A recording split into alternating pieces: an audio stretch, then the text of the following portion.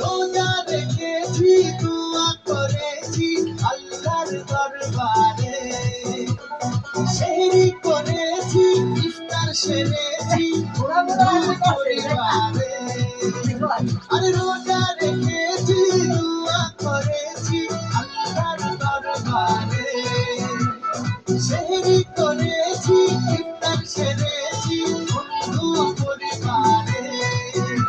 আরে সেমাই বানাবে পোলাও বানাবে